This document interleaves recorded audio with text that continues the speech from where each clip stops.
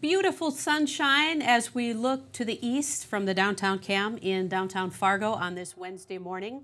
We are going to lose some of this sunshine. Unfortunately, the clouds will move in. It's going to be a little bit warmer today, actually quite a bit warmer. We'll have a high near 44. The winds, though, are going to take a little bite out of our warmer weather. Even though they're out of the south, they'll be 15 to 30 miles an hour. So a bit windy on this warmer day.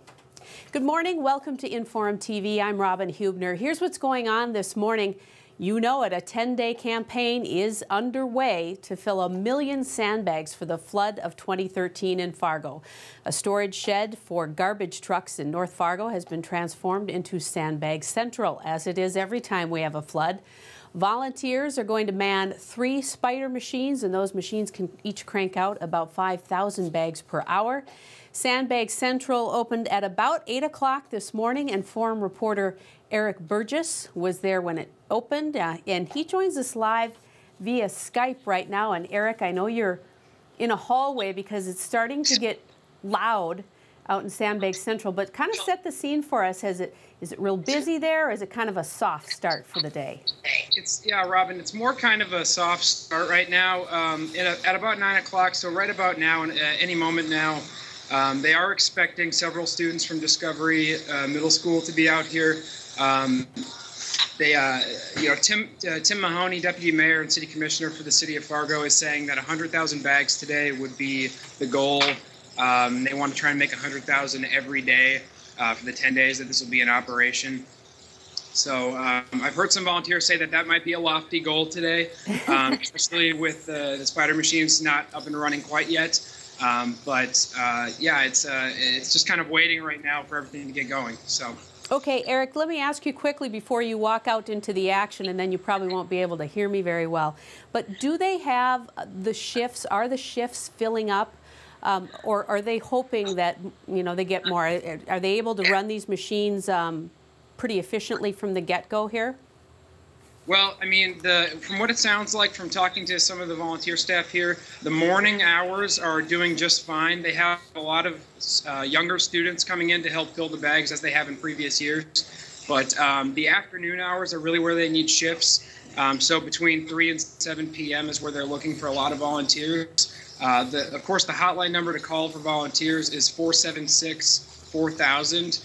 And that's, call and I talked to a Fargo official, and she said a lot of people just want to show up and just want to help out, and she said that's fine, they'll totally accept you if you just show up and want to help out, but it does really help to call ahead and to ask about shifts, because they don't want people here when they don't want too much people here, and they don't want too few people here, so they want to really delegate that as best they can. Yes, very good point. Okay, Eric, I think I'm going to detail some of the information about the shuttle and that in a little bit. But Eric, would you take us out there and just kind of describe what you're seeing out in Sandbag Central with those spider machines? Sure. Tell us what you're seeing.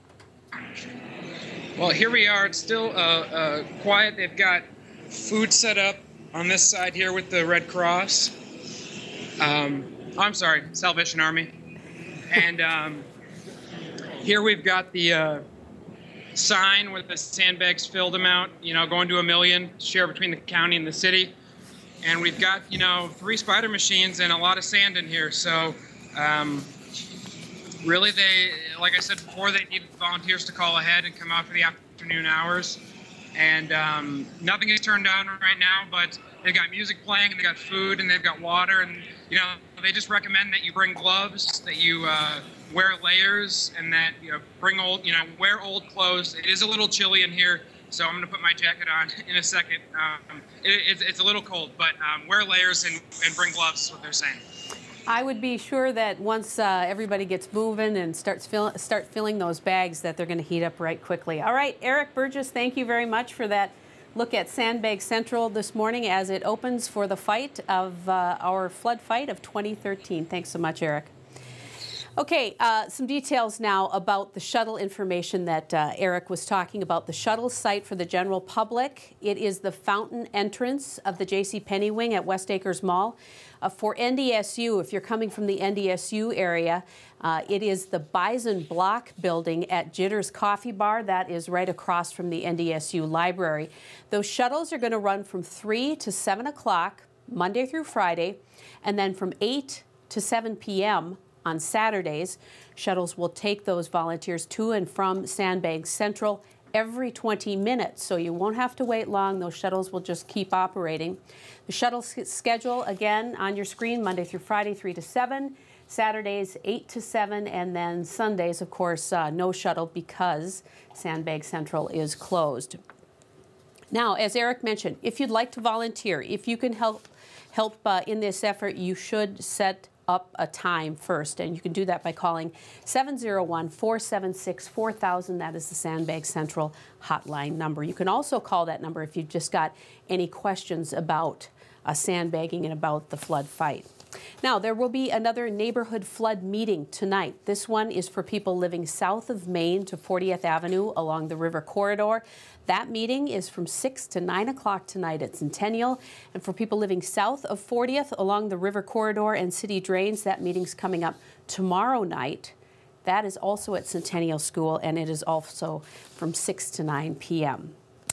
Cass County, it has opened its Emergency Operations Center today. That center is activated at a minimal level for now, and that means it'll be open during regular business hours only.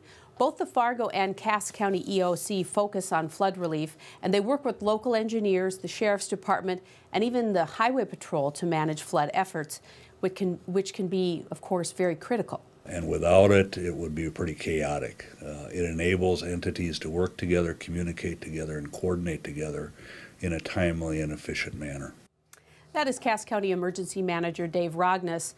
Once the flood risk rises, the emergency team there will activate at a higher level of operation. We have a bit of non-flood news for you. A group of North Dakota residents plans to circulate a petition to put the state's 3 new anti-abortion measures to a statewide vote. Gary Hangsleben of Grand Forks sent Secretary of State Al Jaeger a request yesterday afternoon for a petition for each abortion law. Hangsleben says North Dakotans should have a say in those abortion laws, which are the most restrictive in the country.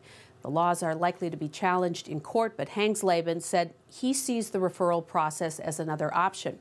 Now, if those petition drives are successful, the laws would be put to a statewide vote, most likely in June of 2014.